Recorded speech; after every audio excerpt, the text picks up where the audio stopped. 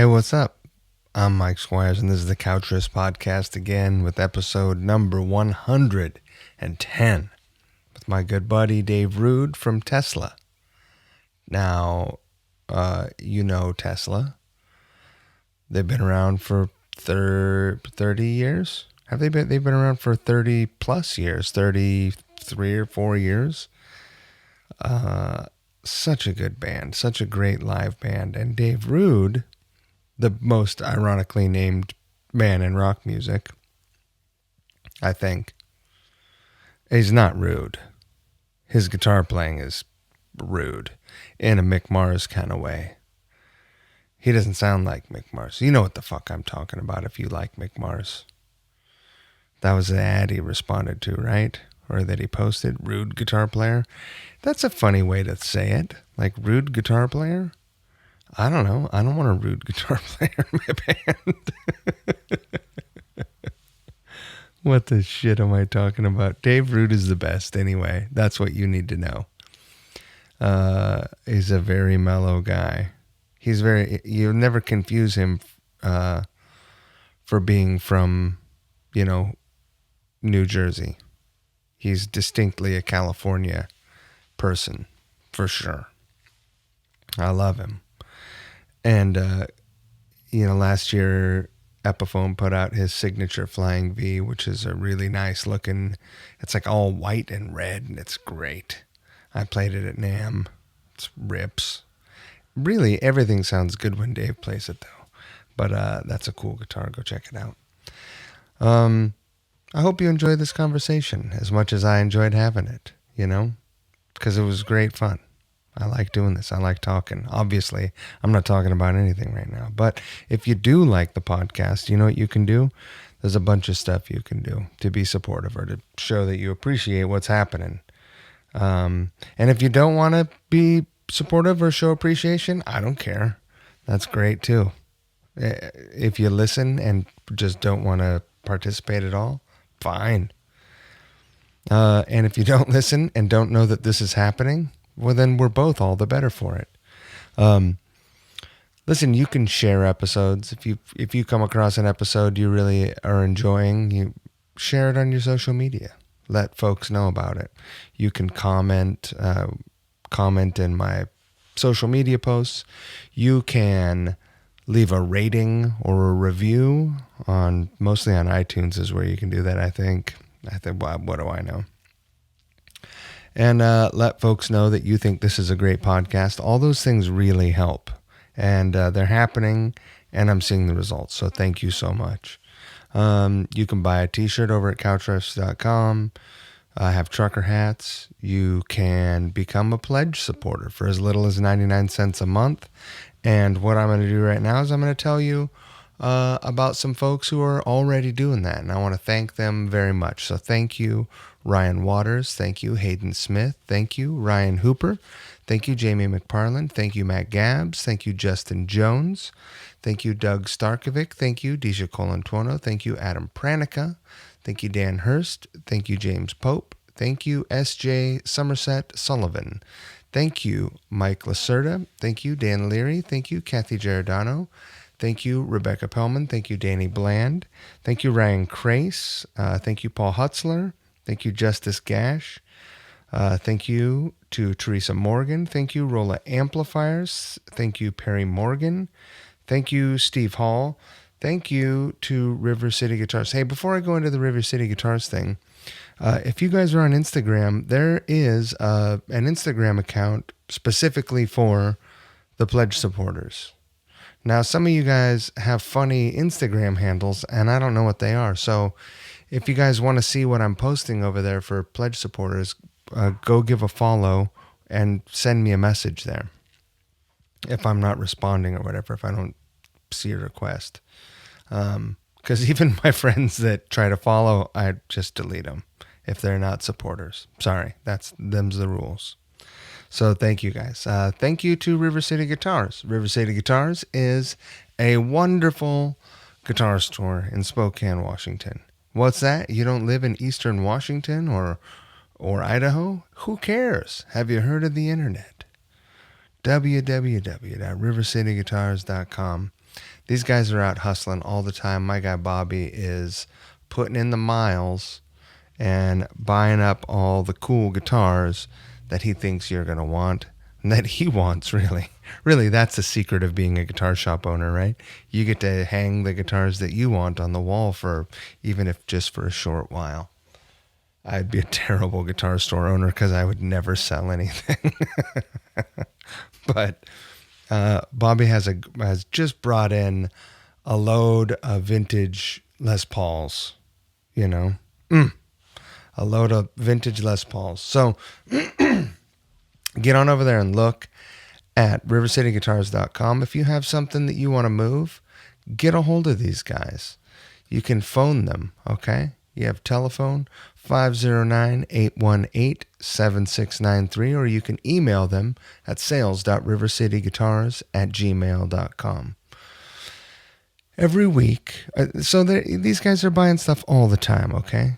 And they're fair, wonderful, beautiful people. You're going to love doing business with them. That's how I met Bobby, and we have stayed friends for years now. So I don't know of a higher recommendation that I can give. Every week I pick a guitar and I blast it out here on the podcast as my pick of the week. And this week it's a 1959 National Glenwood. It is a natural blonde and it comes with a hard case. This thing's got a beautiful ornate pick guard that covers much of the top of it. This looks like a mid-century Western guitar, which is exactly what it is. It's got two humbuckers, very ornate inlays on the neck, on the fretboard. You should get a look at this thing. It's hot, hot, hot. It is posted up here for $34.99. They're taking offers. Shoot them an email. Shoot them a phone call. Visit the website and buy this thing so that I don't put myself into debt to have it myself. rivercityguitars.com. We love them.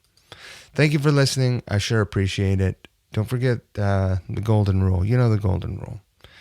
Treat people how you want people treating you. You know? And don't give me that. I want people to treat me like a dick. Don't be a dick. Nobody wants to be a dick. Nobody wants to be treated like a dick, and no one wants you being a dick, okay? So don't do it. What's happening?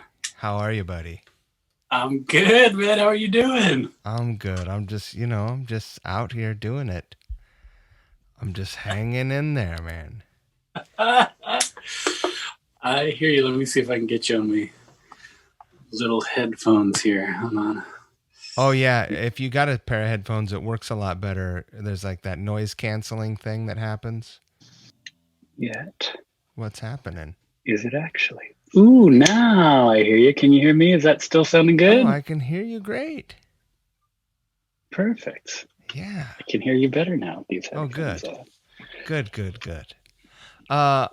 Dude, what's up with the smoke? Is it? Fuck me. It's outrageous, dude. Like, I mean, we're so lucky that, our house isn't on fire and this neighborhood isn't, but like, Jesus Christ, dude. Like it's I've never seen it like this. It's been like this, last 3 or 4 years, this sort of time of year, but it's never been this bad, dude. Like, it's crazy. I mean, dude, day before yesterday was when there was like photos in like international news of San Francisco because of the sky. Right. I mean, it was dark all day. It was so weird. Duff sent me a picture today off of his back porch looking at the water. And in Seattle or in LA? Yeah, in Seattle. And there's no water in LA. Yeah, true. He sent this picture looking at Lake Washington, and it was just, it looked like dusk. It looked like a foggy dusk. Yeah. It was crazy. I had no way of imagining that. And I guess, the entire West Coast. He said he flew from LA to Seattle the other day, and it was like you couldn't see the whole flight. That's so weird. It's crazy, man. It's I don't know. They told us this shit was gonna happen. With the what do we call it now? Climate change. We don't call it global warming. We call it climate change. It's climate change. Yeah, I got I'll climate. Climate. Yeah, anyway, it's nuts. I don't want to, I mean, it's pretty unavoidable, but I try to not dwell on this negative shit around here. Yeah, no, me too, man. But it's weird when you can't go outside. I mean, like yesterday and today, it's been the worst it's been. I don't know if you like before we started having these fires, I never knew what an AQI reading is, but do you know what that is? The air quality? Yeah, it's like man, woman, television, right? It's an AQI test. Jokes. No, I don't know. An air quality something. I guess it must be air quality index. And so like there's a government website and now there's other like apps that give you like air readings to know the quality of like, should you be wearing your N95 mask to go to the grocery store? And should you cancel soccer practice? Stuff like that.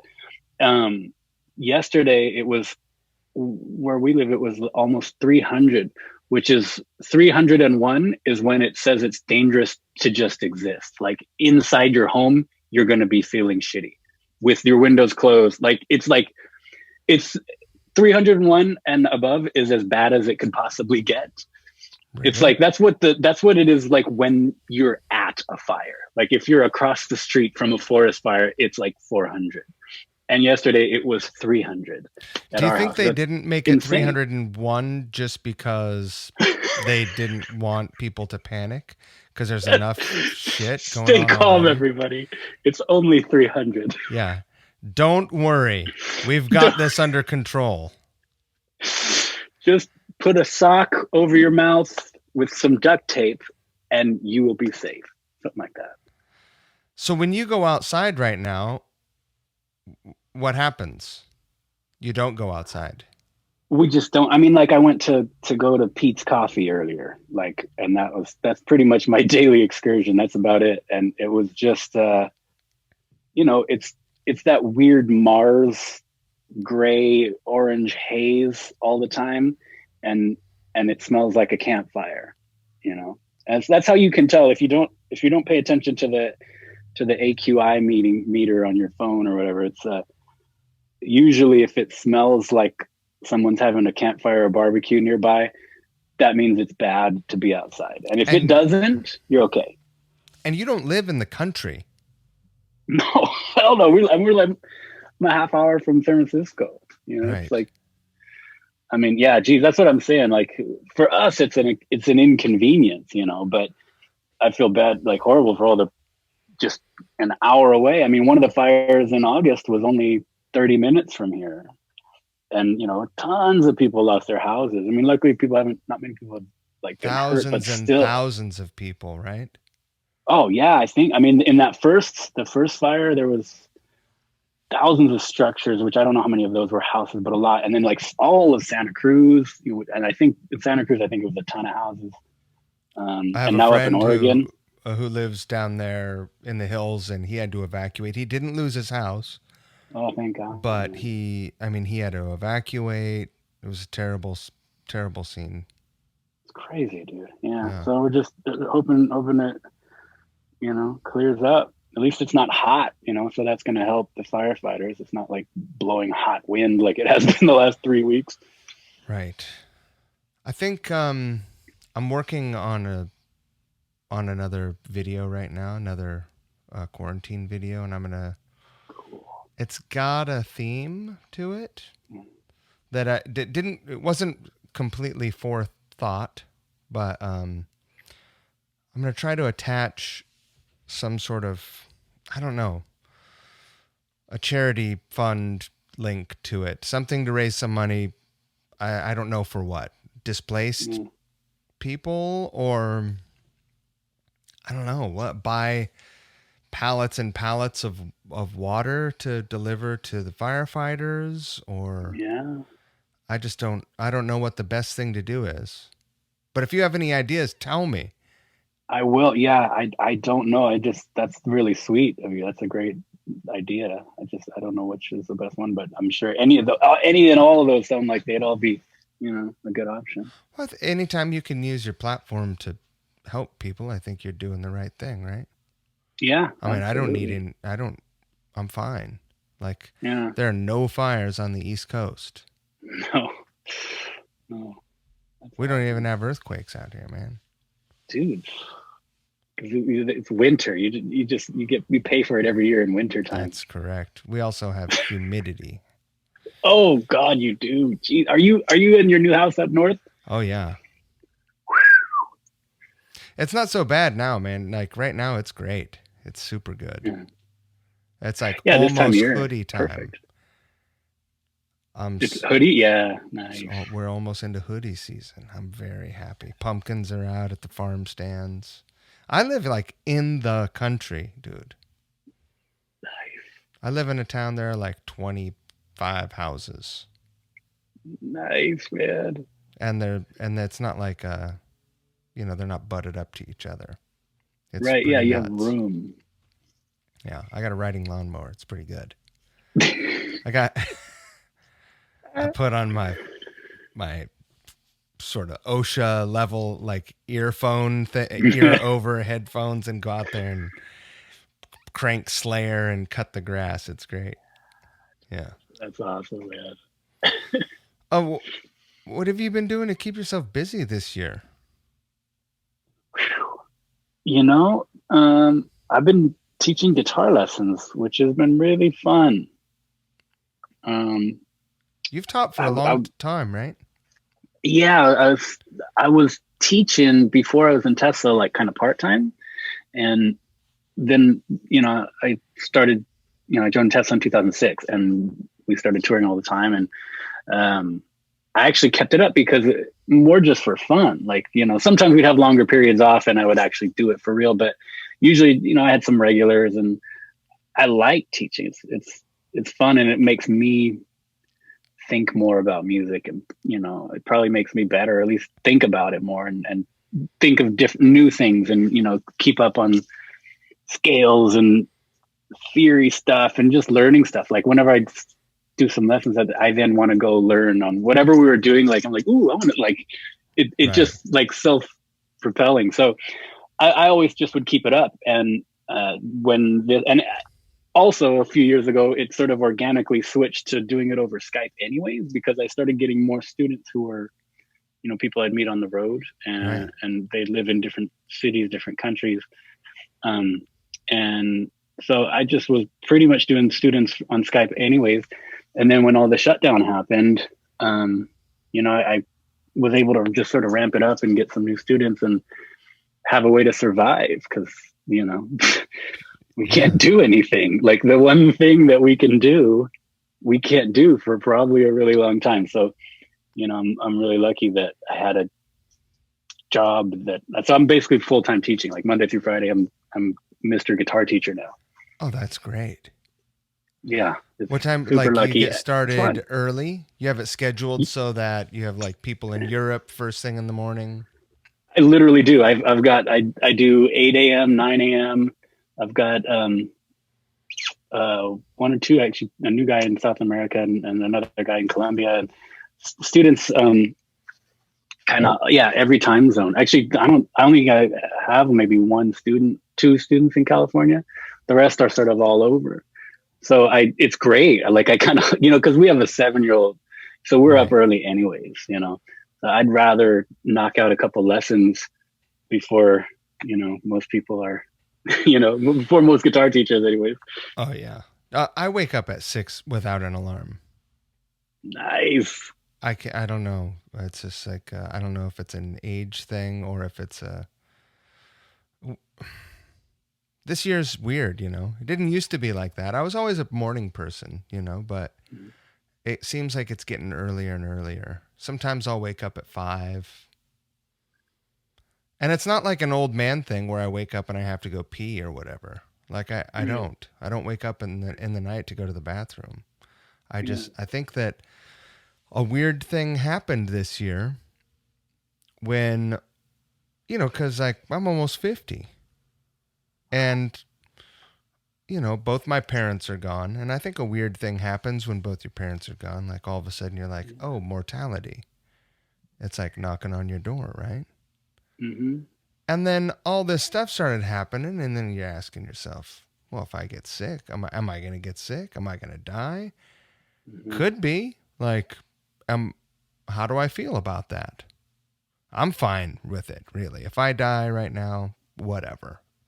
Doesn't matter. My wife will be sad, I think. And, me, I'm fine. My dogs, they'll think about me once when they're hungry, and then they'll be like, who feeds us now?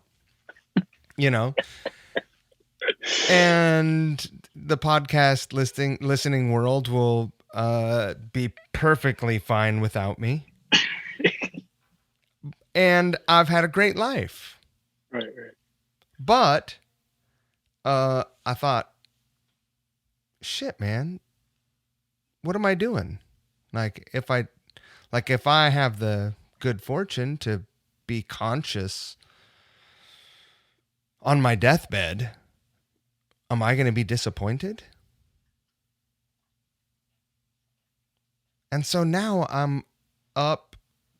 I'm in bed at 10 and awake at 6, and working.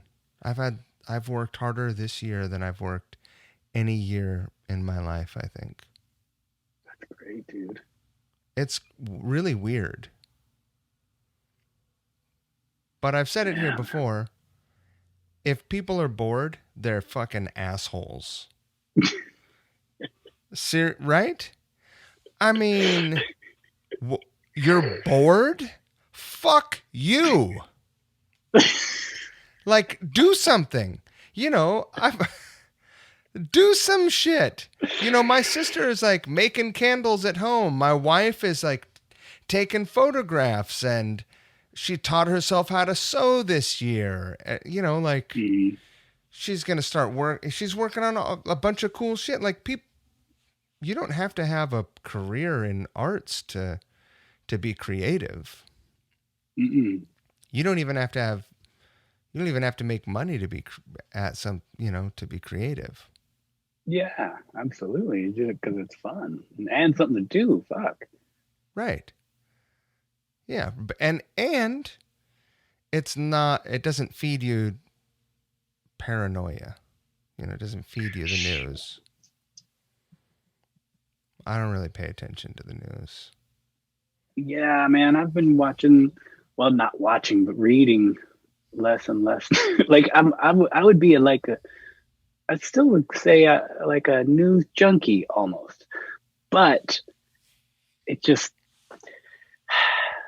Where are you getting your news right now?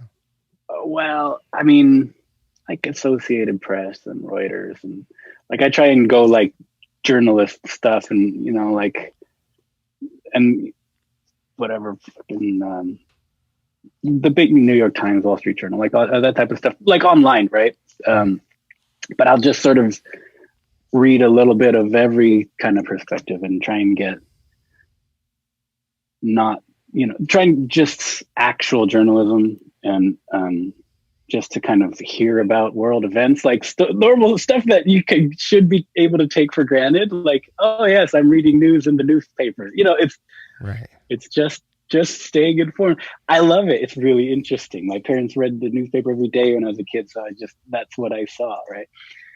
But I don't, 2016 things started to. For me, it was just a little more, every time I read the news, it'd be like, Jesus, every day. And so I started reading a little bit less, and that kind of never really stops. And then when now with the virus, it's like, obviously it's a huge deal, but it's like, Christ, there's nothing else to write about.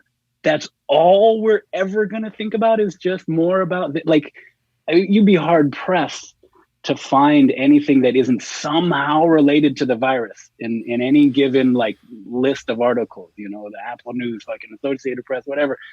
They all, whatever story it is, they relate it back to the goddamn. It's like, dude, I don't want to hear about the fucking virus right now. I know already. I read it. Right.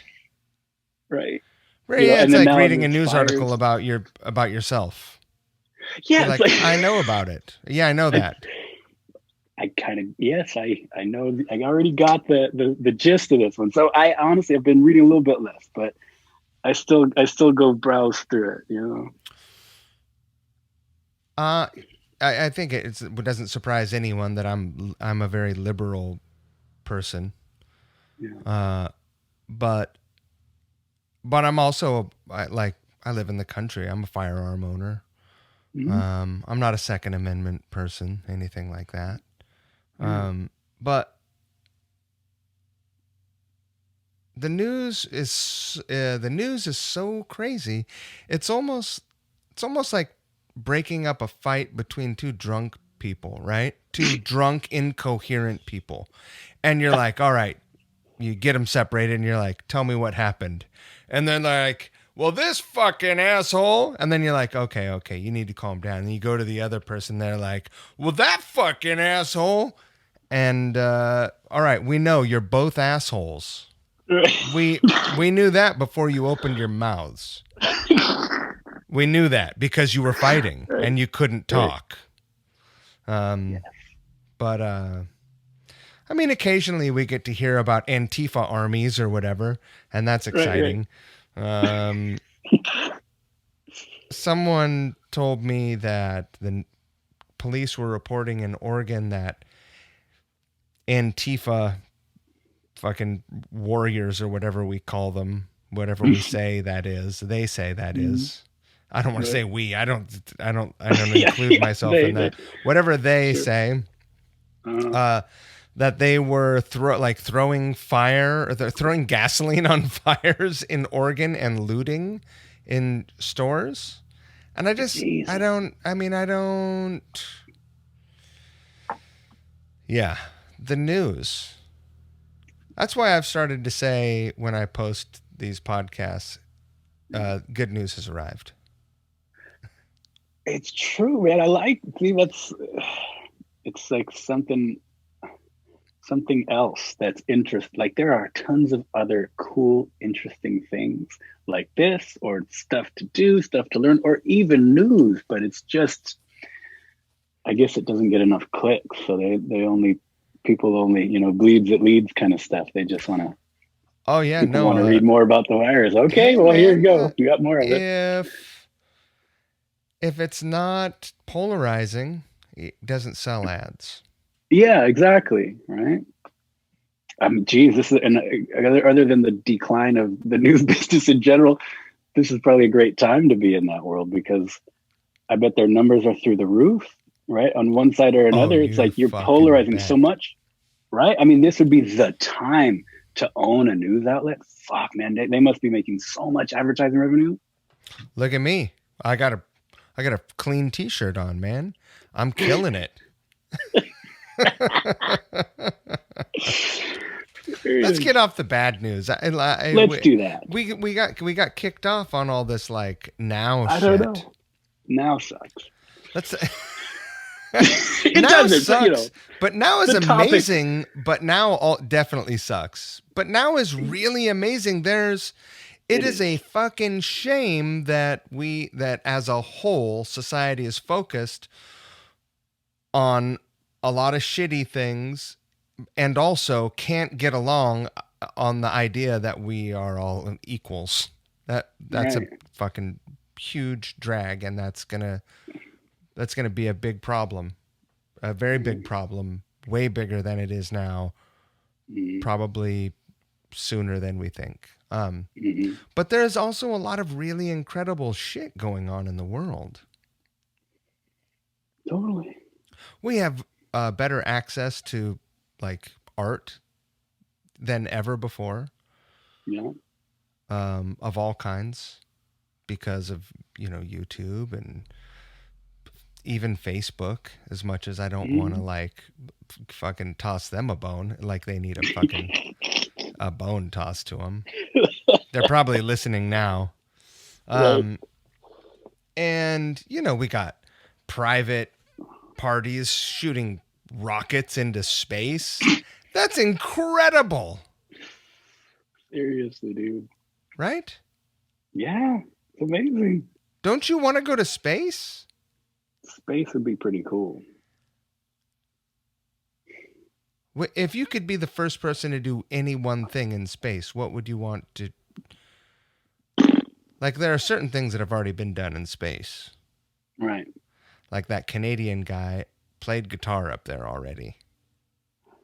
Oh, he did. Was that on the International Space Station? Yeah. Hadfield.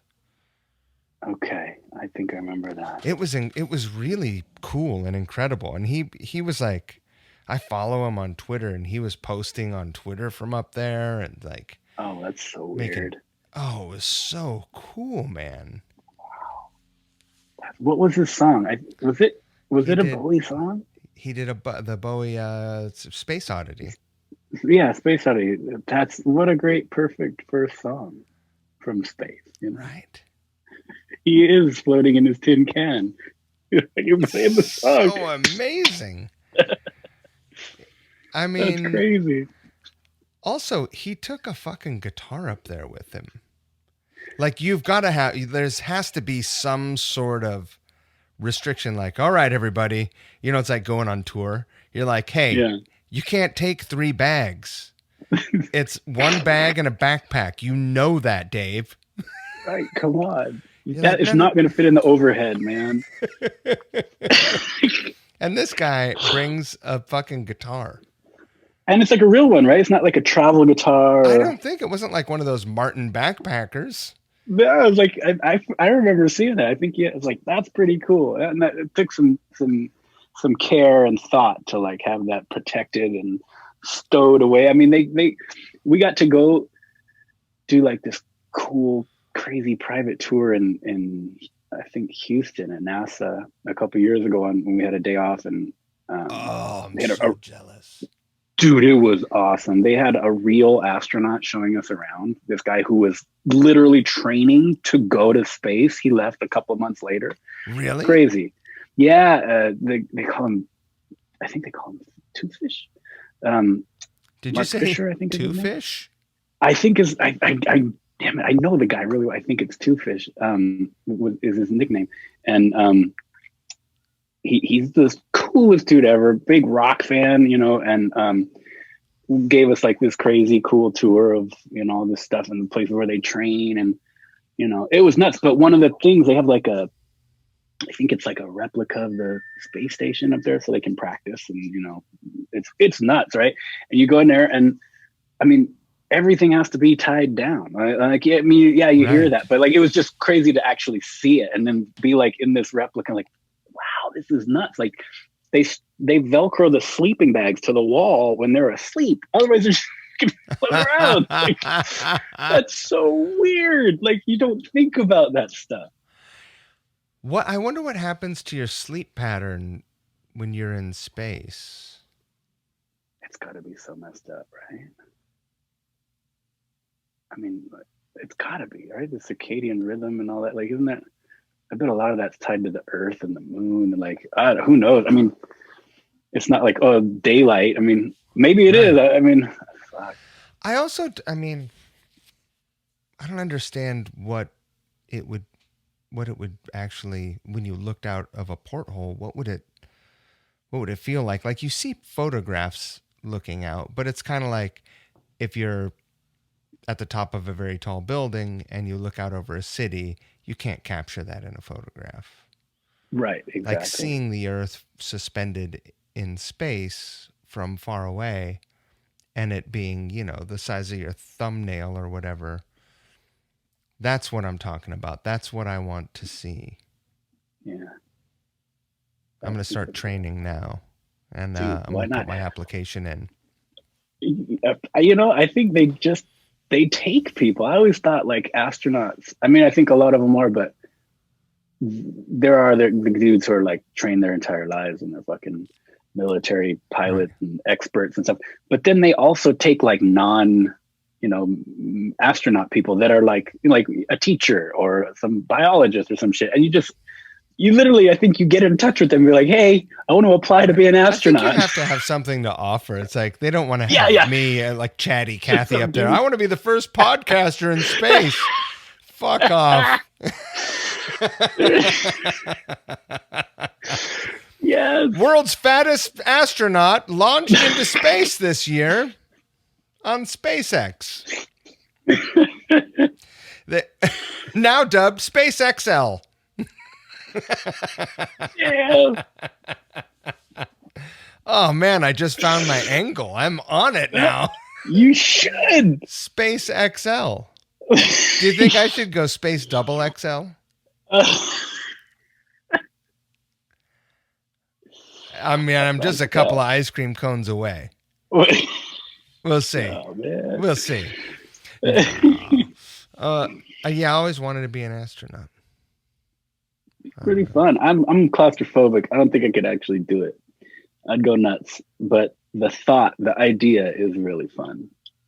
But Yeah, I would want to be. I mean, that was the up other there for a thing. long time. Seeing those the pods and shit that they're in. Like that was the guy who was gonna go was like, this is like exactly the one that I'm gonna be riding in like May or whatever.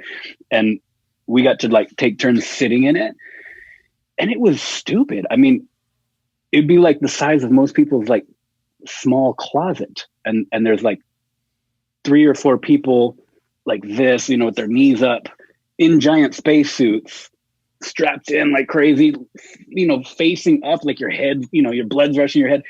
And you stay that way for like 16 hours straight or something before you can move. Because it sounds of, like a lot of acid trips I've had.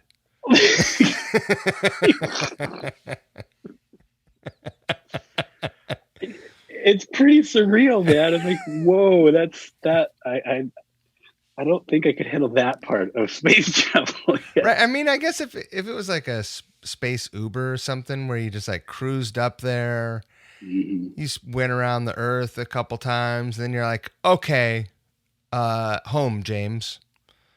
That'd be great. I don't want to go up there and have to like do urine tests on myself or whatever, go up there and get moon rock sample. I don't want to step on the moon or go to Mars or any shit like that. I already know, like, it'll be just like being inside, except for outside. You got to have that suit on, Right. You're not taking a shower. By the time you get back to the terra firma, you're going to be pretty funky. Yeah, man. There's that angle to it too. It's pretty brutal. You're going to be pretty funky. I don't like to wash my hair. How often do you wash your hair? You have long hair.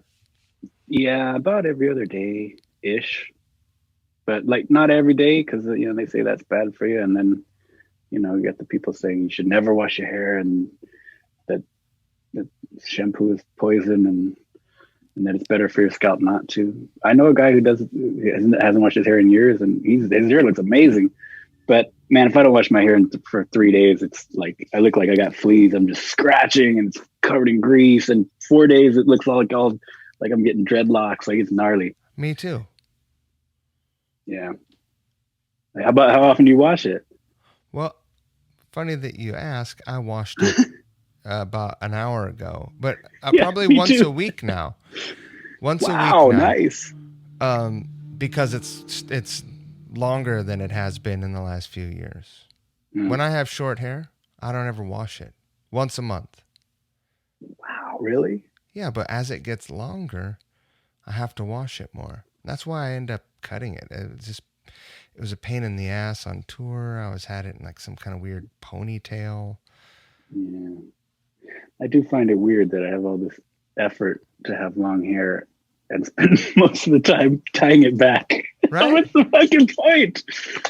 Have you heard the story about how I shaved my head on tour? It's because I had my hair tied back and I went on stage the last night that I had long hair and something was weird. And I was like, God, I have my one ear plug in like I always do so I can sing. And And then I realized, oh, I have my hair's tied back in a ponytail. And then I had to take my rubber band thing out and shake my hair out. And I just felt really douchey. And so the next day I shaved my head. I was just like, well, I don't deserve to have long hair. If I don't feel comfortable shaking my hair out, right. and like some people can shake, David Lee Roth can shake his hair out on stage, but I'm not David Lee Roth. Great. You know? Yeah. Oh, I hear you, man. I don't know. I don't want. Again, I don't want to dwell on the bad part. But did you guys have tour plans this summer?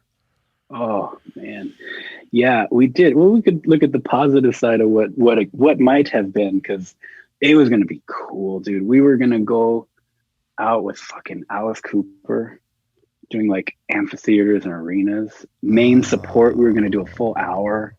Fuck, man. I was so excited.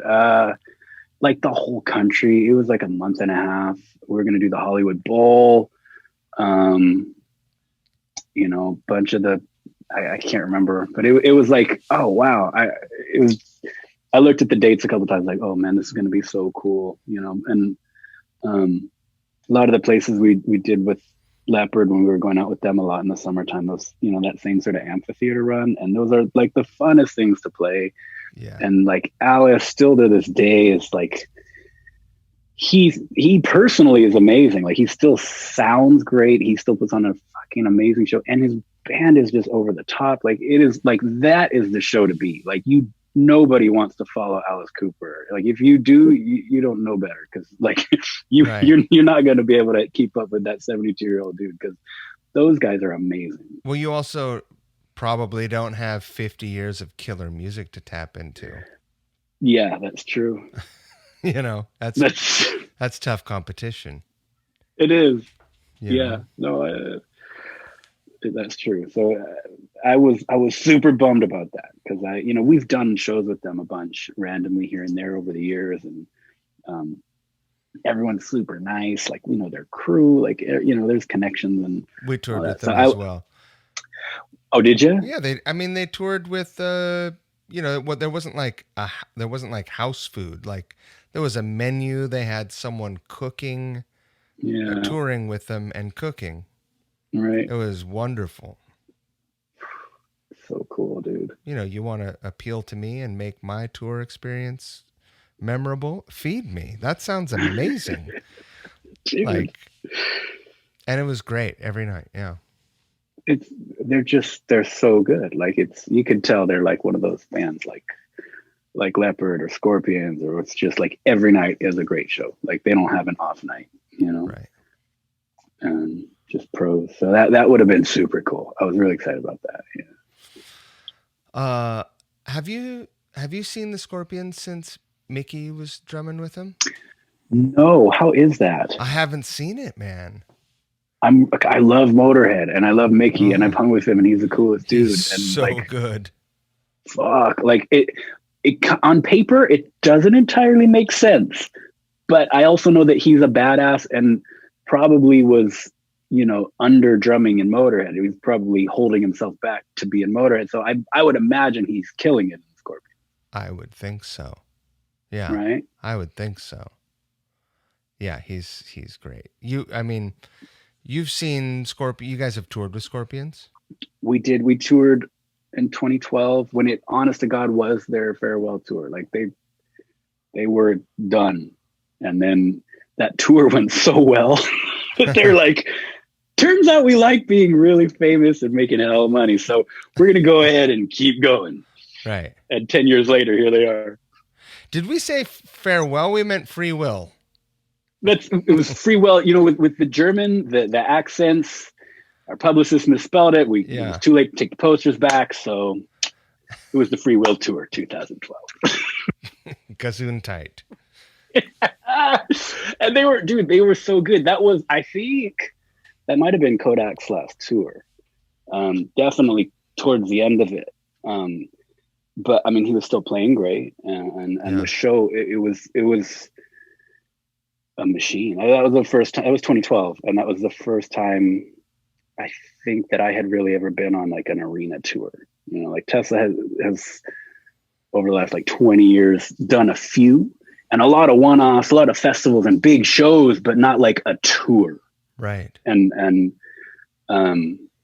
we're like a you know, full-fledged, it's an arena tour built for arenas, you know, like, whoa, okay, cool. Catering, you know, that whole, like you said. So that was really cool just personally, because I had never done it. And because since I joined the band, we'd done only one-off. And so it was really great. It was really great to get to see that, and then to see the show every night. Was that your heart rate monitor? Yes. You talking about arena tours and your heart rate monitor goes off?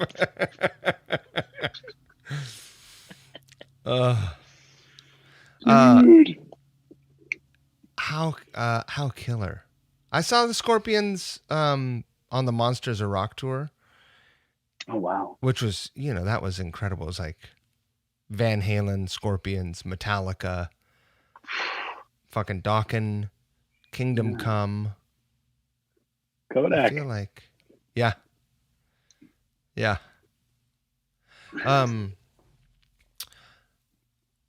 Let me ask you this. Mm-hmm. Are you from Oakland? Is that where you're from, where you grew up? Yeah. Yeah, forever. My East Bay. I was, Bay Area dude. So this is kind of born and raised. Is where still all my friends and family. I got a lot of family in Minnesota, but you know, this is it. Yeah.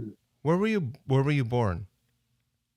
I think it was Alta Bates, and it was either Oakland or Berkeley. I can't remember, but they're actually pretty close to because Did you tell me the that hospitals. Did you live in Danville for a while? Mm-mm. No, I never lived in Danville. No, I pretty much always the same area. A couple of times we toyed with the idea before we had a kid of moving to San Francisco, but we never did it. It was always, you know, it's so crazy expensive over there, and it's like, oh man, I'd rather have more space and live 20 minutes away. You know? Yeah, why not? So yeah, you can take the train in and get some sushi, man. Yeah, exactly. You know, it's okay. Yeah. And you can save $5,000 a month. It's insane. I mean, it's been that way for years now. I think there's always like if you search it, it's always, you know, most expensive places to live. It's in the top running order of like San Francisco, London, and Tokyo, or like they just trade places. So even if you're third, I mean, it doesn't matter. You're still first, really. I mean, right. When you're competing with, you know, Manhattan and Tokyo, and, you know, it's like, Jesus, it's expensive. So. And, you know, you have a 7-year-old, so you probably have a car. Yeah. And living in the city, like, I mean, bet on $400 or $500 a month just to park your car. Literally, you have to pay that. That's the monthly thing, and you'd be living in a tiny apartment, and you have to pay some other fee to have one parking spot, and then spend 45 minutes looking for a spot anytime you go somewhere. It's like, right. Dude. Right. So you end up taking an Uber or the train or whatever. You know, right. It's like, it doesn't make any sense. I would never live in the city again. I would have to be. Did you live in San Francisco? No. But I lived in Brooklyn. Like in New York. I lived in Seattle. Yeah. Even when I lived in Seattle, I lived up on Capitol Hill. I left there, went to West Seattle. Before I left, I was thinking about moving to Eastern Washington, buying a house out there where I could just, like, you know, I don't know, build a motorcycle jump or something. You know, just whatever. Do whatever you want. Yeah. Go like pee in my yard. Yes. I mean, I can't say enough about being able to pee in your own yard. And I think it's a weird guy thing. But although I think I've known a couple women who like enjoy to pee outside. But I think it's a different thing, you know? Yeah, it's easier. Yeah. Yeah, for sure. So, okay. We don't have to talk about pee anymore. I want to talk about your playing and how you got into it and kind of got going. Um, do you remember the first time you got excited about music? Not rock music or guitar music, but just music? Maybe they're the same time, but I mean, and kind of, but it was when I was a baby. Like I was like before memories, like I was into it when I was 3. I was always singing and playing along, like air guitaring and stuff, and music, like running around. So like I was like I don't know how, I guess maybe like when you come to being old enough to start remembering things. Like I was already excited from my first, you know what I mean? Like it was just, yeah. that was always like, I never wanted to do anything else. It was just music. So I kind of, that's all I really ever remember. I really loved the Thriller album. That record I was about 5 when that record was really big. And that, I mean, fuck, like, I knew every word. That and Purple Rain, both those were big records when I was a little kid. So I would put them on and air guitar and sing along with the Crayola marker. And There is a lot of incredible guitar on Thriller. Dude, hell yeah. There is a lot of incredible guitar. And I think, is it all Lukather? I think it's not. He's on it a bunch, but I think Lukather did a lot of the like Off the Wall and some of the earlier stuff. And he is on, I think, a good amount of Thriller, but not every song. Like, because I thought, I was like, oh yeah, it was basically Toto is the fucking house band. But I looked at the credits and there are a couple things like I don't remember if he's playing on Billie Jean. There's a couple like signature guitar things that are like, oh wow, it's not Steve Lukather, and I don't remember who. I could be wrong, but I'm pretty sure there was somebody else there. But you're definitely right. Like he played on a lot of the Michael Jackson stuff because he played on everything. Back then. So much cool, like clean, like single note funky guitar lines. Dude, those little lines, and like if you listen to him like a producer, like Jesus, they're like just these little simple lines, and they add so much to like a chorus. It's like, wow, how like human nature, like fuck the little guitar line, all those things. And then that was when you had to be good, right? They couldn't fix it. You couldn't grit it if you were off the beat, right? Like you just had to be a badass and not mess up. And so like just like the groove on like even like the simple stuff where it's just repetitive, whatever kind of funk guitar. Man, like, it was so good. If you listen to like, Jesus Christ, he's so in the pocket. So even if it sounds easy, it's actually still probably pretty hard to do. Do you think that he did all those parts in a single pass? I don't know. They could have comped that, right? They probably didn't, comp but with tape. I feel like, the first record I made, we did to tape, and I comped a guitar solo. Yeah. I mean, it's because back then people were just used to it. Like, oh yeah, you can do it. It was just harder. I would imagine my theory on that. Like, I bet because it was like, Toto or other equally badass session dudes who did that like 10 hours a day, every day. They probably were good enough to have done it in like 1 or 2 live takes. And then any comping, like you wouldn't want to have, because it's a big record and there was money behind it. I bet they might say, well, okay, no, take your time and get it right. Right. But at the same time, they might be like, hurry the fuck up, dude, because Michael's going to come in and sing. Right. So we're paying you to be badass. Just get it done. Also, the studio is $3,000 a day. Like, yeah, seriously. There's like, yeah. There are people getting paid to make sandwiches, for Christ's sake, right now. Can you please not take another pass at this? That ship has sailed. Whew. If there were free sandwiches, I'd be a studio musician. Hey, yo. Seriously. I always associate Toto with being being related to the Bay Area. I don't know anything about them though, and I think that I have that association because of Boz Scaggs. Okay. What does he have to do with Toto though? Oh, they were all over his solo stuff. Oh, right. Yeah, because he's an SF guy. He owns or used to own Slims. Slims and Yeah. Great America. Dude, I can't believe I'm behind the ball on this, but fucking Slims closed in like March. That's so awful. I mean, I know every place closes, but I really thought of all the like, because Slims gets a lot of national acts, so it's almost like, well, they don't have to deal with the Right, it's an as much. institution.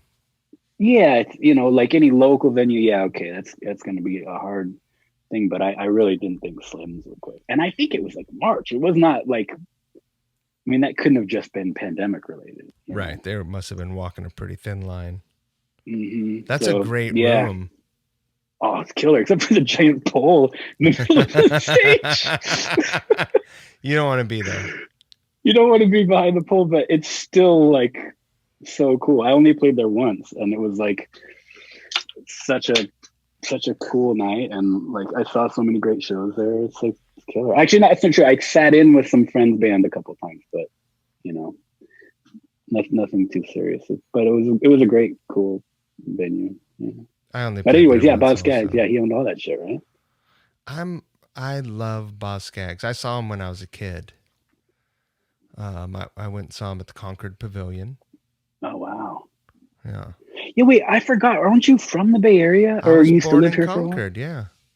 That's crazy, dude. I was born in Concord and lived all over. Right. I went to before I moved to Washington, rural Washington. So I went to 12 or 13 grade schools.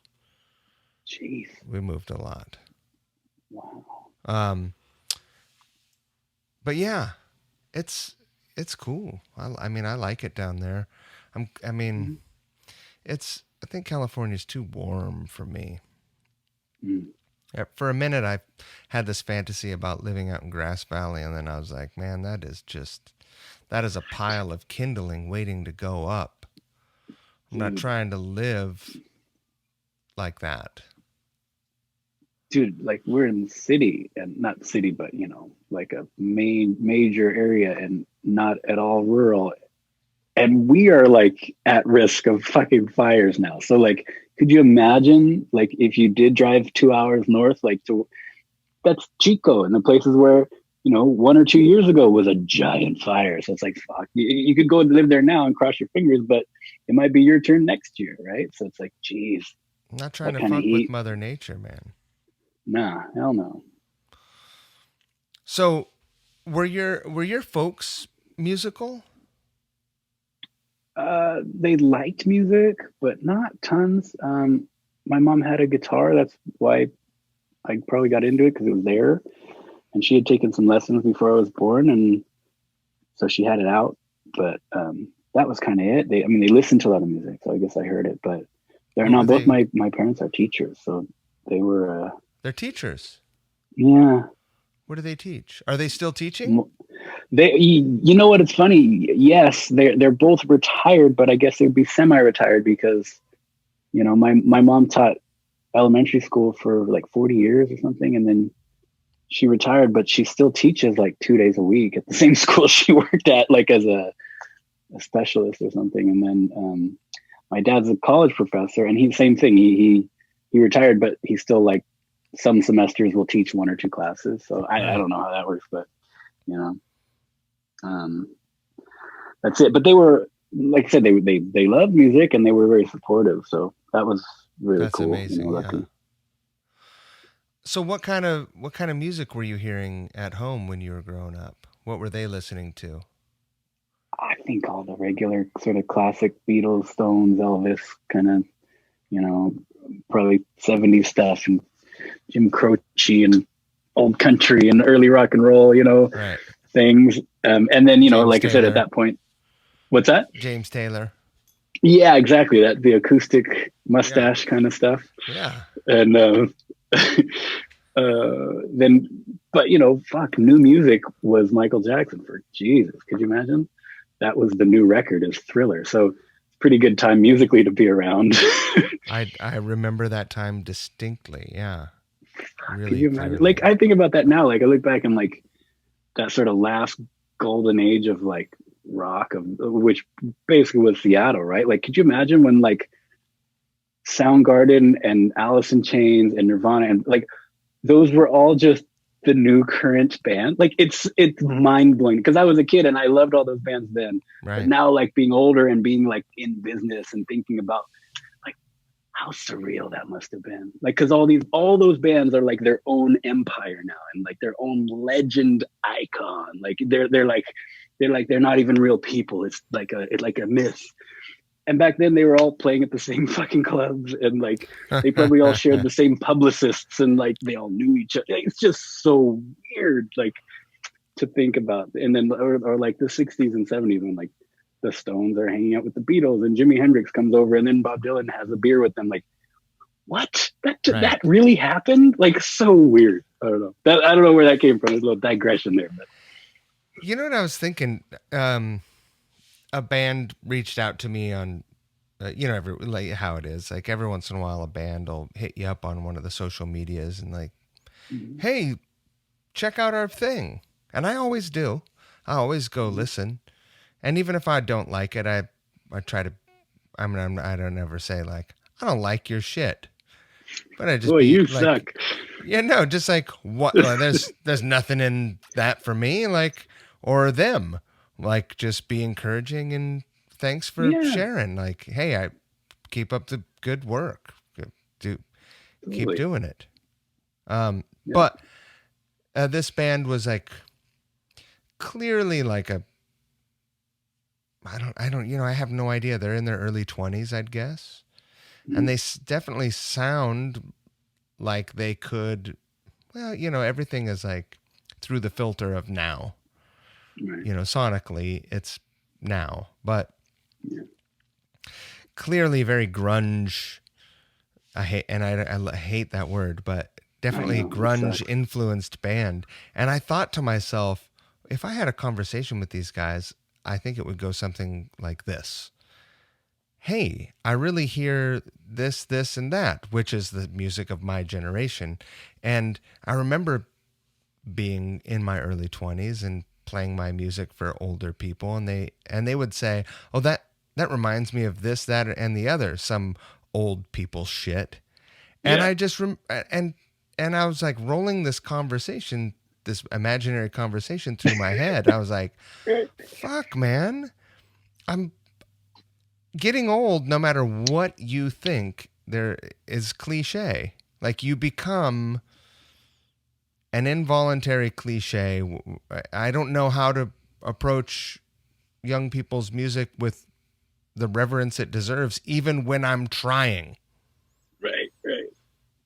Like with the respect that it deserves. Like, you guys are doing a great job.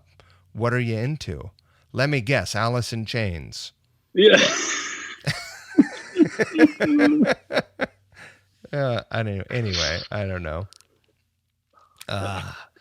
So did you actually end up plucking on your mom's acoustic? Yeah, that was my first guitar. And I mean, I think she still has it, but I went to her teacher, the teacher that she had taken a couple lessons from, before I was born. And so she got me lessons with him, and on her nylon string acoustic, like the hardest thing to possibly learn how to play guitar on, just torture, but big, wide, flat neck. Dude, and like huge, super wide. The strings are thicker. It's like everything harder. I was 9, so like my hands are small. Like you see pictures of me then, and the guitar is fucking gigantic. Right. So it's good, but it is. I always encourage people to learn on acoustic if you can. But I mean, anyway you want to learn is good. But I think you're probably saving yourself grief if you can learn on acoustic, because then you can switch to electric and it's easy. Right. But you can't really go back if you. It's hard. Anyways, it's like, oh my god, this thing's hard. Also, it's just bigger and unwieldy. It's unwieldy. Yeah, totally. I kind of hate playing acoustic. Heart rate monitor. Yeah. You're getting all worked up about acoustic. Rate monitor. Yeah, I go back and forth. Like I love acoustic, but I feel like I generally prefer it for like chords and writing and like songs, not like burning Shredding. guitar solos. There are great acoustic solos, and I do like doing those too. But if I'm doing lead stuff, I'd rather be playing a Les Paul or something. Favorite acoustic guitar soloist? Oh man, well, this is just probably cliche too, but it's got to be Slash. Which I mean, just because those like on the GNR Live record, those fucking solos are so good, dude, and like the tone on them are just outrageous. So I really do love that. Willie Nelson is my favorite acoustic guitar soloist. Yeah, he's such a fucking bad motherfucker, dude. He's a bad motherfucker, man. Man, he is. And if you're not just talking about soloing, but just acoustic playing, dude, Leo Kottke. Sure. You heard that, dude? Oh, the list goes on. Hell. I mean, Paco. Oh, yeah. Oh, yeah. Turns out pretty good. Pretty good. Segovia, pretty good. Pretty good. Michael Hedges, pretty good. Heard of him? Also pretty good. Pretty good. I got to see Leo Kottke, though. I went to see him live at the Fillmore hell years ago. Fucking good. He's hella funny. He's like really he's a card, man. In between songs, he's like a comedian. Nice. It's like a Garrison Keillor kind of comedian, but still very funny. NPR style. It was very NPR, yeah. Tiny desk before it existed. He's like making fun of type fonts and he's like, did you see the mixed type font on the program directory? Man.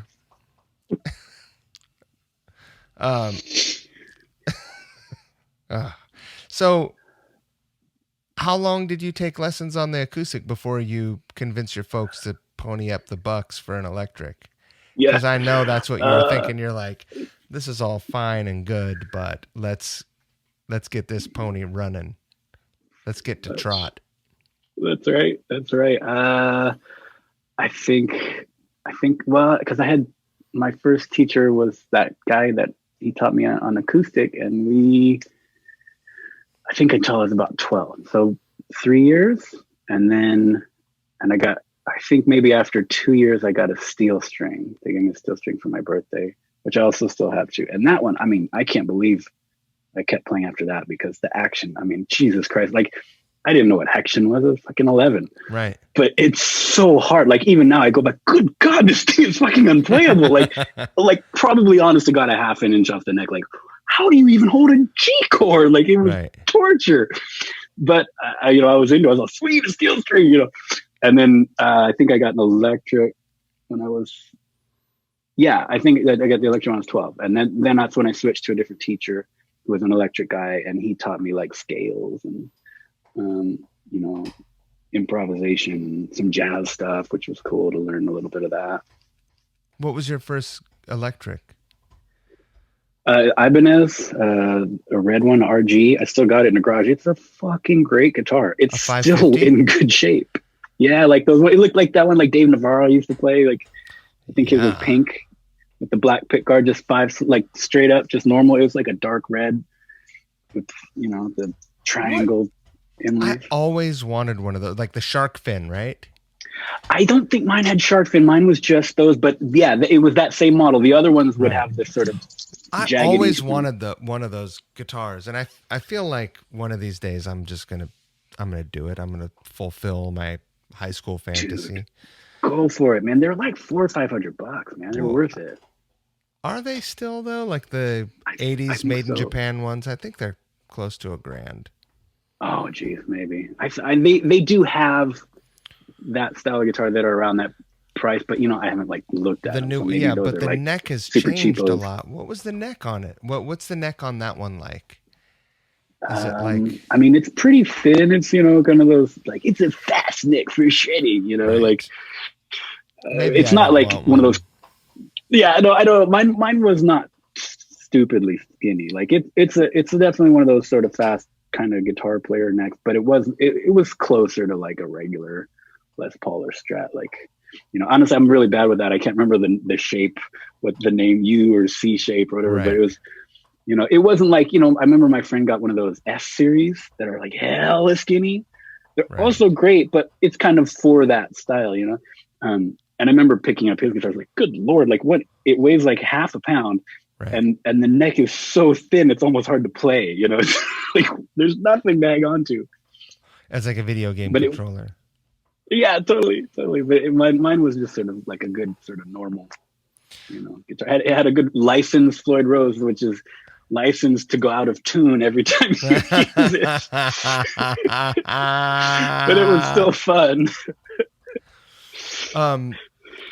I want to jump forward quite a ways. I want to jump forward to just like last year, because after all this time, and you came into playing at a time when like you associate what someone's playing, you associate a guitar with that person, like they're almost inseparable. Like I can't imagine Steve Vai playing anything but an Ibanez. I can't imagine, although there are plenty of documented photos of Slash playing the BC Rich and the Guild.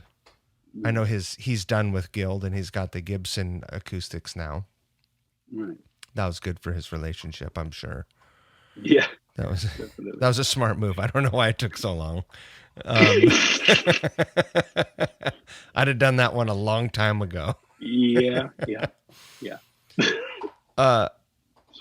But after all that time, and like, even though Navarro's played a bunch of, like, I associate him with that RG guitar still. Me too. But now you have a fucking signature guitar. Still blows my mind, dude. I mean, and it's been around for a minute, but it seems like it started. Seems like every once in a while. Hey, keep it down back there. That's my dog going crazy on the bone. It came out last year at NAMM. It was 2019, so like I guess a year and a half now. Yeah, last year, right? But it seems like it's still like it's not one of those things where they're like, "All right, good job." And like it's still getting attention. Like it's still like, and that's killer. It's wild. Yeah, it's still, yeah, exactly. They still kind of like push it, and like it's still in stores. They had to make a few more because they made their initial run, and then people started ordering more. So it's super cool, man. I mean, I always say it, but it's the truth. Like, because I'm looking at it, it's on the wall, and like every time I see it, like every day, I'm like, God damn it, that's fucking ridiculous. Like it still doesn't compute. Like, wait, what? No, what? right. It's especially now that we're not on tour, because it's like I'm really removed from anything that that whole world. Like I'm guitar teacher and going to Trader Joe's, and like just it's not as many cool jackets or like anything and less jewelry and stuff than normally on tour, and so it's still just, you're not rocking your rings. Well, actually I am, but I mean I still wear hella jewelry, but like a little bit. It's home rock and roll look, so not quite as extravagant. You got like 3 zippers on your mask. Yeah.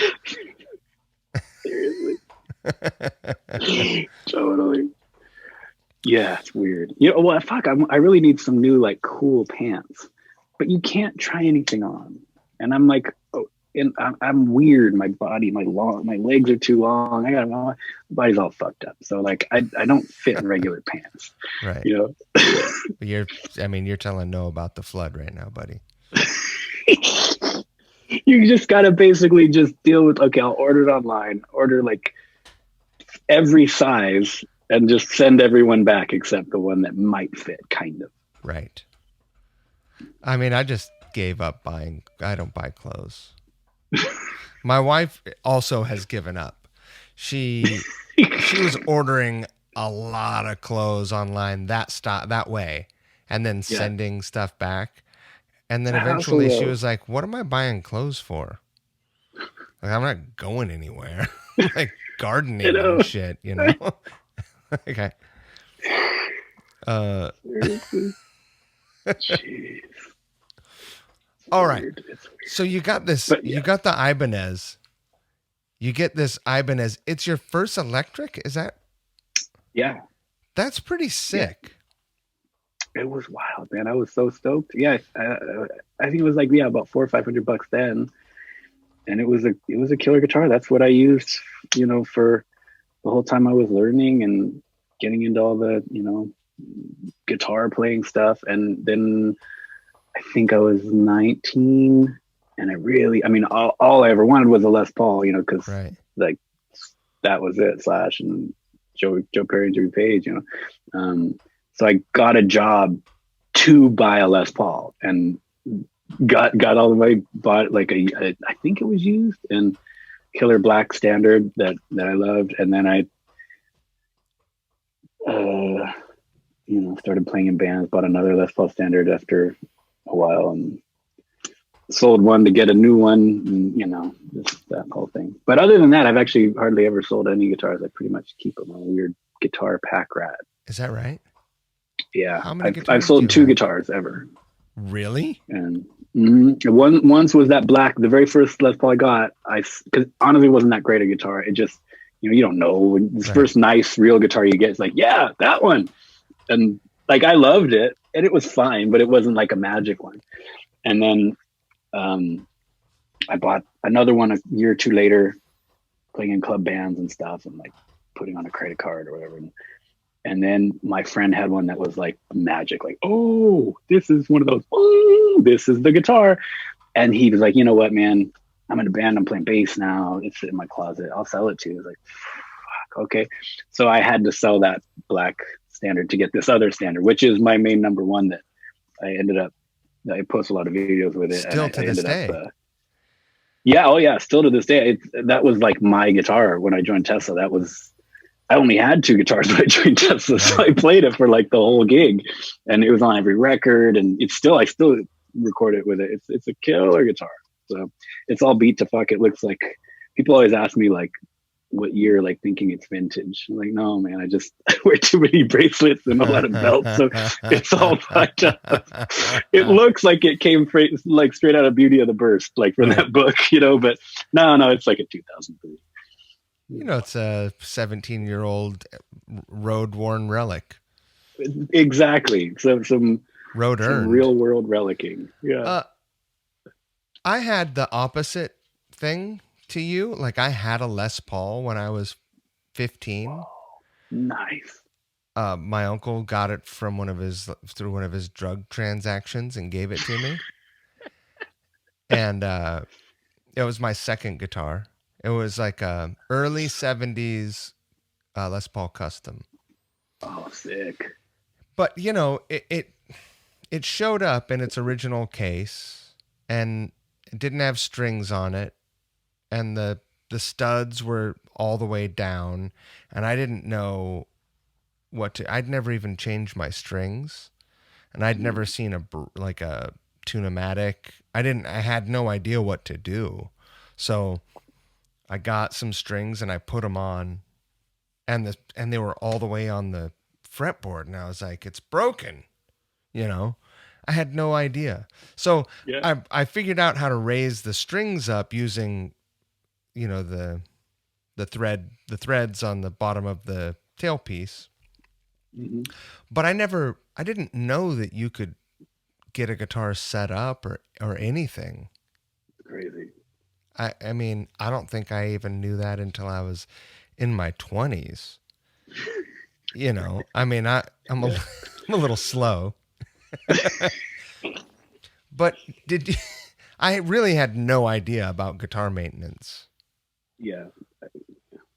Did you have an idea? Like, did you understand that stuff? No, man, I still don't. I half my guitars in here like all need so much work. Like, you know, the necks are all bowed, the action's fucked up, buzzy. I got like one guitar that I can record with that like actually has proper intonation. And, Right. you know, the rest, like I'll play them because I don't care. Like if I'm just plugging in and jamming, like I pretty much turn on and I kind of just improvise. Like so, I'm not thinking it's a microtone out. You know, like it just sounds good. It's close enough. But if you're trying to like make a record or even just a nice sounding demo where you're going to double track, you'll hear like, oh, that's a little out when you go over the seventh fret. Pitchy. What's going on? Right. A little pitchy. So, no, I mean, I know the basics, but not very well. And I really should. It's basically my own personal failure that I I haven't delved into that. Because I mean, fuck, I should. For Christ's sake of all people, I should know how to fix my own guitar. I don't fix my own shit, but I do. I am on top of, you know, having taken my stuff somewhere. I also am the same way. Like, you know, like when I'm on tour, you don't have to deal with it, right? But when I'm at home, I'll be like, you know what, I got to take this in. Like, I got a guy that's fantastic, and like, right. Man, this is stupid. I'm paying like $100. If I just took an hour, I could probably learn how to do this myself. But it's just like, so it's for some reason it just seems like torture to have to do that. It is almost like getting a new guitar when you get it if it's out and you get it set up properly. And that I always say that it's true. If you can spend $100 and not buy a new guitar, which needs a setup usually anyway. Exactly. It's like you just saved yourself $1,400 by spending that $100. No, it's great. I love, you know what? If there's one thing I love, Dave, it's saving money so that I can spend it on something else. Let's not kid ourselves. I don't really like saving money. Yeah, it's just saving it to spend it on a guitar. Yeah. I mean, look, we're living in the end times, right? I know. What are you going to take it with you? Nope. All right, so you're fucking 12 years old, and you are learning all. You're learning all of. Oh, what I was going to say is I had the Les Paul, but I didn't want the Les Paul back then. I wanted an Ibanez because Paul Gilbert had an Ibanez, you know, and Steve Vai had an Ibanez, and Satriani, and whatever, you know. That was it. I wanted the Ibanez. Still, when I see them, I get all excited. But now I understand. You know, now more than ever, I understand. Les Paul is, you know, it's the guitar. It's the one. It is. So you're learning all the Appetite for Destruction, right? Yep. And I'd be willing to bet that you can play all that stuff front to back, even to this day. Like, you know, I think I probably could.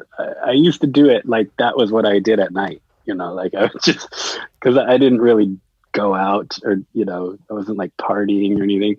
So like in high school or even after for a couple of years, like I would just stay at home and play guitar, and I would put on the Appetite CD and just play the whole thing, you know. And I haven't done that in a long time, but I could probably stumble my way through most of it. Like I definitely all the songs, like I know how they go, but I might mess up a couple of the leads, but it'd be close just because I did it so much. Like it's so ingrained. Like that's a big part of how I play is because I learned, you know, I mean, I did have a teacher and I learned exercises and scales and like sort of technique stuff, but the stuff that really sunk in was playing along to that and like Toys in the Attic, and you know, like that's what kind of got me. So even though I played, I learned a lot of the sort of more shreddy things. I think my style or whatever came out more from that, you know, the weirder, slinkier, Jimmy Pagey kind of thing, just from playing along those records, you know, like, and just, that's just how it came out, you know, even though I love Steve Vai and Satriani and all that. This is going to fuck you up. Yes. This evening, after you have a lesson after this? I do. I got a lesson in like 20 minutes. Okay. After your lesson, sit Hmm. down and listen to Huey Lewis in the News, I Want a New Drug. And as you're listening, imagine that Slash, because the guitar playing on there is filthy and it sounds like Slash, but of course it's not. Was it before Guns? That was, right? It was like 84 or something, right? Absolutely. Yeah, I was like 85. I have this Wow. fantasy about doing a Couch Riffs video and having Slash play all of the lead parts on there because it would be so easy. And also, he's a sober guy now, and I think it would be great. Yeah, yeah. What a new drug. That's great. You know, I uh, gotta check that out. no, you got to listen to it. Oh Everyone's got to yeah. listen to it and imagine Slash playing it. And then they need to tweet at him to come on Couch Riffs and do Come that. on, Couchers. Yeah. Fuck, man. Yeah, absolutely. So, all right, you're 12, what are you, 15 when you start a band? How old are you when you start a band? Oh no, man. I was hella late bloomer with that shit. I um there was not a lot of musicians, at least not anyone who was into rock. So I mean, I tried, but I had like one guitar playing buddy, and we would just play along to Metallica and Guns N' Roses every day. And that was the music. You know, there wasn't like hella drummers and bass. You know, anyone around here, the Bay Area, anyone just wanted to be in a punk band, right? So everyone was playing Everyone, the Gilman. They weren't like wanting to be in the next Guns N' Roses like I was. You know, right. They wanted to be in the so next Green Day. yeah, fuck, Green Day wasn't even Green Day yet.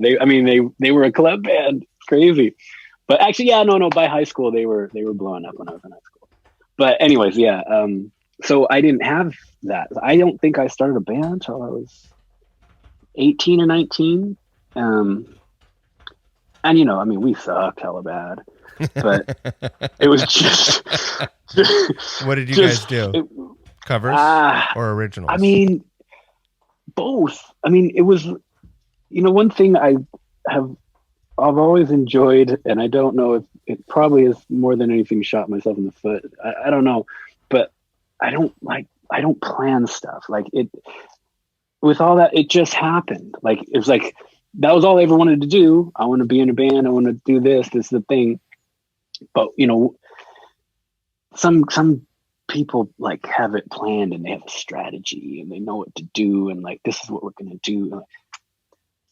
Like I had some friends and we like finally had like a dude who played drums and a dude who played bass and it's like we should get a studio or something. Yeah, all right, cool, man. It was just stumbling in the dark and enjoying it.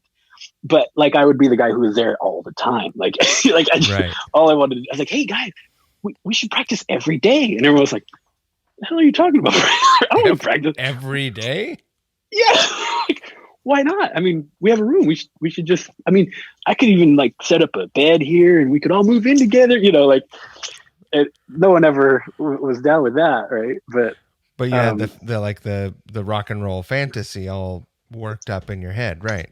totally, totally. So we would just go in there and just, yeah, we would write songs, but you just jam. Like how, you just run when you write songs when you're not really thinking about it. It's like, yeah, that's cool, and it becomes a song. And, My first gigging then band, we all lived in a house and practiced every day.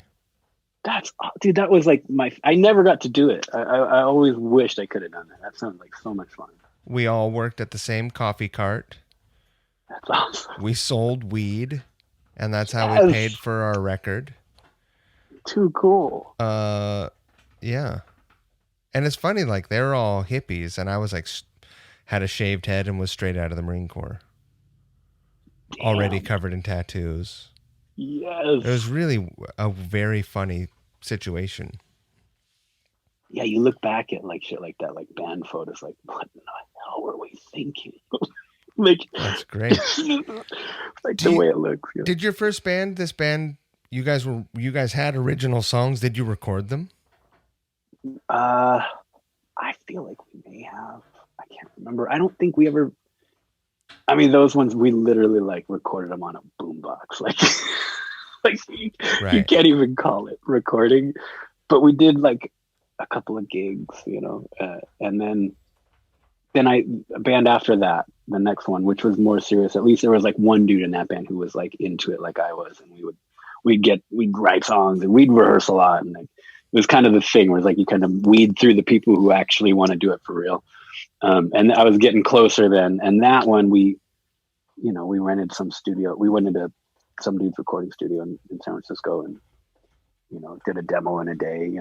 Probably sucks. I've got it somewhere. I think I actually have the reel to reel somewhere. Oh, nice.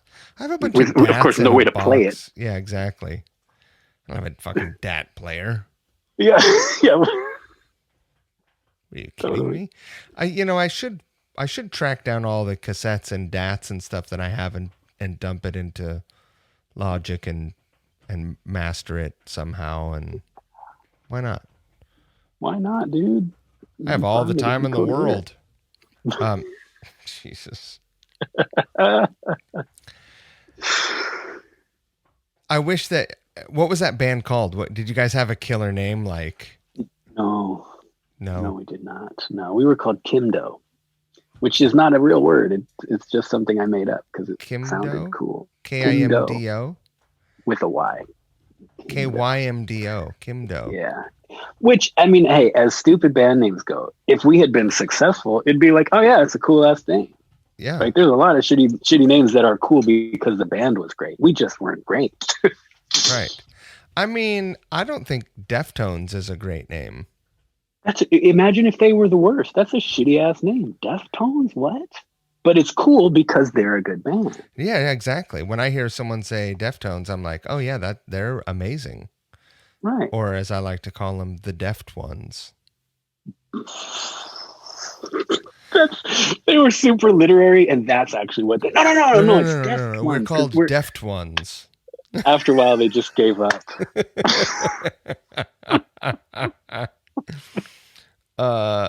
Have you heard their new single? It's cool. I haven't. No, everything they do is cool. Yeah. Everything they do is cool. They're pretty good. Yeah. All right. So when did you finally start gigging? And then we'll speed up. I know you have like 5 minutes. Yeah, sorry. We're gonna speed the story up. No, I know. I wish I had a longer gap here, but yeah. Let me nutshell. So yeah, that second band, we would play more gigs and stuff. But again, the Bay Area, there's no rock scene here really, and definitely not now. There really wasn't then either. Then I joined another band, and that was more serious, and that was one where we all like quit our jobs and did kind of like rehearse 5 or 6 days a week, and got an investor and went to a big studio and all that stuff. What was your shitty job that you quit? Did you have a shitty job? Yeah, but I always had like cool shitty jobs. Like I worked in a record store. I worked at Rasputin's in Berkeley. Oh, rad. Yeah, it was. I liked Legendary that job store. a lot. It was killer record shop, and then after that, I was working at a rehearsal studio where we rehearsed. I was teaching guitar, and I was also walking dogs. So I was kind of doing all these weird, random, like odd job kind of things that all together would work out. Well, you were already setting yourself up for tour life because, I mean, that's why I picked all those jobs. Right. No, that's smart. That's great. Because I mean, even up until that point, of course, no one had ever wanted to like actually go on tour. But I was like, "No, man, I'm going to need to leave at the drop of a hat, man." Right. But we actually kind of did. At least we'd do little weekends and shit. We never did a lot, but that was like the first time we was like a serious band, and we like really did the thing and tried to do it, and like one of those baby bands that gets the push, and it didn't happen, but it was a lot of really good experience. And where would you guys go gig? I mean, mostly around the Bay Area, but when we would go to San Jose, to LA, we did go to Seattle. We played it was in Pioneer Square. There's is it called the Central Tavern? Might be Central Tavern then. Is it? Yeah, like all those bands used to play, like Alice in Chains and Nirvana. They all played there. It's a legendary place. Yeah. Yeah, that's the one we played. I fucking never forget. We went up there. Our drummer got sick, so we ended up just doing this acoustic show. He didn't come, and And then a friend who we were staying with had an electric. So we covered Nutshell by Alice in Chains. We were in a cover band for some reason, maybe because we were in Seattle. We're like, we should cover Nutshell tonight. Okay. And I did it with one of those battery powered belt pack Marshalls. Yeah. Like that you literally put on your belt. Right. Like $50. And we set it up on stage. I did it. Fuck me, dude. How'd that go over? You know, it went great. I mean, dude, there was no one there. It didn't matter. I think we went on at like 1 a.m. It was stupid, but it was a really fun trip. But you know, it's one of those. That's how those fucking gigs are. Those I think I played a gig at the I-Beam like that. Really? Yeah. Yeah, pretty much same. You know, they're except like for we didn't cover a Faith No More song. No. Yeah. Exactly. Oh Lord, but you know. Whatever, no regrets. It was at least that was when we started. At least I started doing a lot more serious shows. But honestly, I hadn't ever done any actual touring or like real like a lot of gigs until Tesla. And you know, before that, right, like quickly before that was joining Frank Hannon's solo band, which before we announced it, I was already going to be in Tesla, but I went out with Frank's band, you know, unbeknownst to anyone else. And we toured, and that was my first like actual touring. So it was all pretty quick. And then, you know, a few months later, I was doing it for real with Tesla. But I don't know, it always kind of felt pretty natural. It just sort of, it was a weird adjustment, but it didn't really, there was, I don't know, maybe just because in my head, that's always what I was doing. Right? It was just like, oh yeah, now I'm on tour. Like it was never like, wow, it's such a different world, man. It was like, yeah, no, this is what it's supposed to be like. I don't know why. He's great. I mean, I don't know him. I've never met him, but you know, I've seen Tesla play a few times, and I mean, it goes without saying that you're amazing, but I guess I forgot, and I own Tesla records and have listened to Tesla since 1988 or what, 7? And first record 86, yeah. Yeah.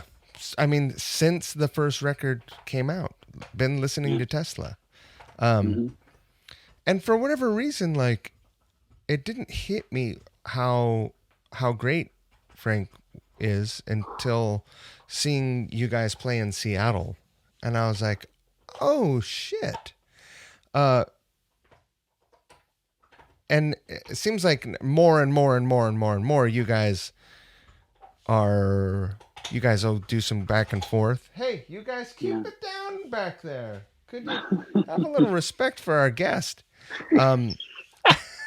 These guys, you know, they live in a dog's life.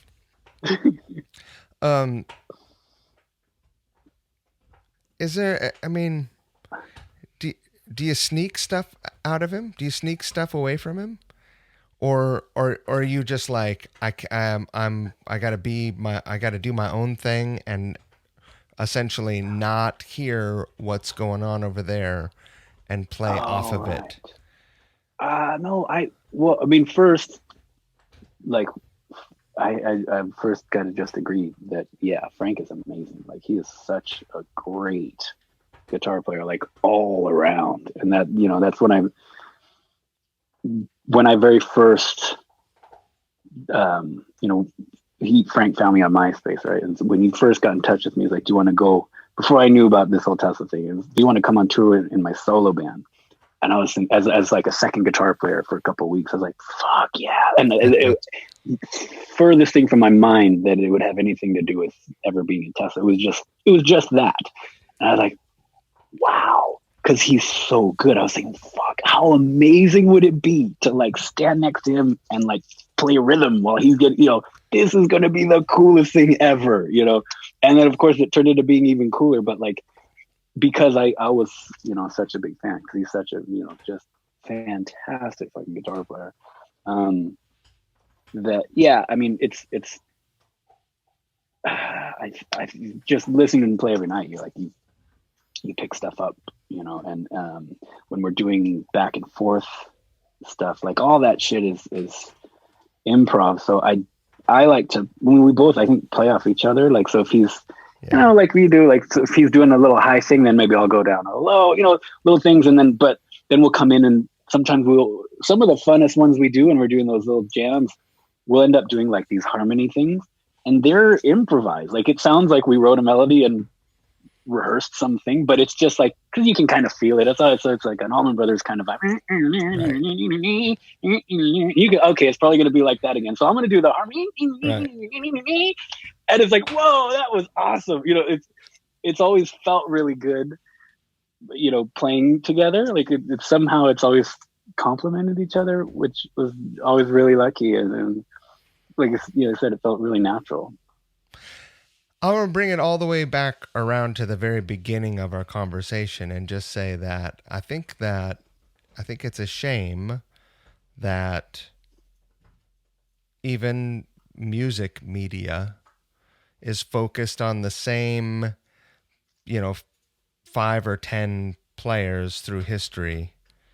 Sure. And there are a lot of amazing guitar players from all eras that get almost no attention or introduction to younger audiences or audience, you know, like that publication's audience at all, right? Yeah. I mean, anyway, I think both of you probably warrant a lot more attention. That, I mean, and over the years, there's tons and tons and tons of people who don't, you know, who don't get attention. I don't know. I think it's weird how that works. Yeah. Well, I think they figure out like, oh, well, I can sell this many issues if I have Jimmy Page on the cover, and Jimmy Page is incredible. He's great, but right. You know what? So is Frank Marino. Yeah, totally. You know, when was the last time anyone wrote a story on him? Oh, you're right, man. I don't know. It's weird, yeah. But you have a lesson in like 5 minutes, huh? Man, I do. I gotta walk my dogs, and I have to teach a lesson as well. Oh, cool. Yeah. I get to teach a lesson. It's fun, right? I really like it. I don't know why I took a student on. I actually have no time. I have no time. You know, really. Yeah. When I wake up in the morning, I mean, I'm editing all kinds of stuff, and